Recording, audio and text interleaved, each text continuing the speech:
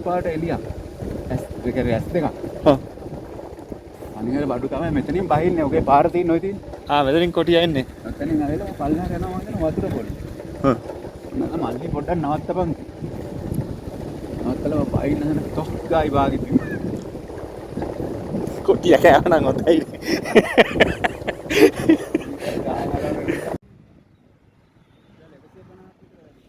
අපි අද ගමන භගවන් තලාවට අපිට වැඩ කටයුතු ටිකක් තිබ්බා භගවන් තලාවට ගිහිල්ලා කරගන්න. ඉතින් අද ඩේ ව්ලොග් එකේ අපිට කරන්න වෙන්නේ භගවන් තලාව යන ගමන. ඉතින් මොනවා කරන්න වෙයිද දන්නේ නැහැ. මේ අපි ගිහිල්ලා බලමු භගවන් තලාවේ ගමන කොහොම වෙයිද කියලා. මුහුදු මට්ටමේ ඉඳලා ගත්තොත් අඩි 5000කට ආසන්නයේ තියෙන නගරයක්. පුංචි නගරයක්. 60 බස්යක් නේ තියෙන්නේ. 60 ඉඳලා භගවන් තලාවට එන්න පුළුවන්.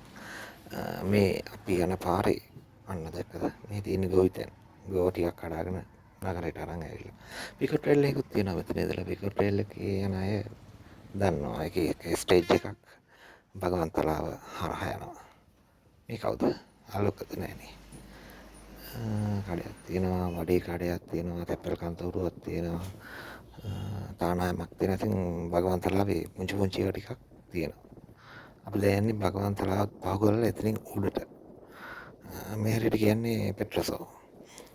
මේ පාර දිගටම ගියොත් බලංගොඩට යන්න පුළුවන්. බලංගොඩ ඒ පැත්තට ඒගොඩ වෙන්න පුළුවන්. ඒ කියන්නේ කඳුකරේ එක පැත්තකට රත්නපුර පාරට මෙතන යන්න පුළුවන්. තේ තමයි තියෙන්නේ හැමතැනම තියෙන තේ. අපේ මහත්තයා ගියා එයාගේ රාජකාරිය වැඩ කරගෙන මං චුට්ටක් මෙතන නතර වුණා. යන්නේ 60 භගවන් තලාව බස් යනවා මේ පාරේ. තාම විචිත්‍රවත් ලස්සන පාරක් මේක ඇතුලේ මොකක් හරි සද්දයක් ඇහෙනවා මම ඒක හින්දා මෙතනට ලං වෙලා බැලුවේ මේ බලද්දි තමයි දැක්කේ කුරුල්ලෝ කීප දෙනෙක් මැරලා ඉන්නවා ඇතුලේ ලේනෙක් මැරලා ඉන්නවා මේක ඇතුලට යන සත්තුන්ට මම හිතන්නේ එළියට එන්න බෑ මේ සත්තු ඇතුලේ මැරෙනවා ගන්න try එකක් දෙන්න මේක ලොක් කරලා තියෙන්නේ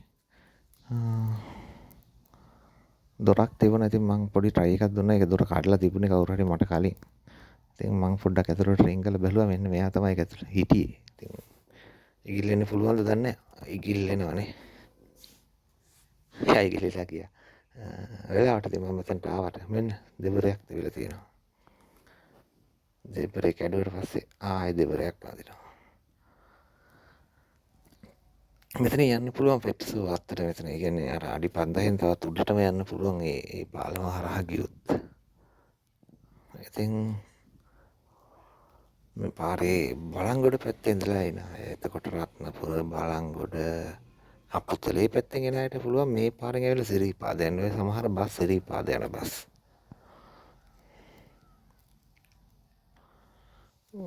ඊටාම විචිත්‍රවත් ඊටාම ලස්සන පරිසරයක් සීතල පරිසරයක්.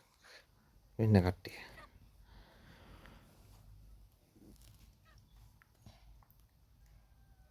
මේ පරිසරයේ මේ ගෙවල් වල තත්ත්වය මේ ගෙදරකට යන්න අපි කෙනෙක් හොයාගෙන ආවා. ඉතින් ඒ ගෙවල් දෙකක් තිබ්බා. ඒ ගෙවල් වලට ඇතුළට යන්න හදලා තියෙන පඩි පෙළ. ඉතින් කෝවිල් තියෙන හැමතැනම ඈත ලොකු කෝවිලක් පේනවා. මෙතන පල්ලෙහා පුංචි දේව රූපයක් තිබ්බ තැනක් තියෙනවා. මෙතනින් තමයි මෙතනින් උඩට ගියාම ලොකු කෝවිලක් හම්බෙනවා අපිට. අපි ඒ පැත්තට නම් ගියේ නැහැ. මේ තියෙන තේ වතුයායි බෝඩ් එක. පෙට්‍රසවත්ත. මල් තියෙනවා. සීතල පරිසරයක් මේ දවස්වල ලංකාවේ හරිම රස්නේනේ. මෙහෙනම් එහෙම නැහැ මෙහි හොඳටම සීතලයි.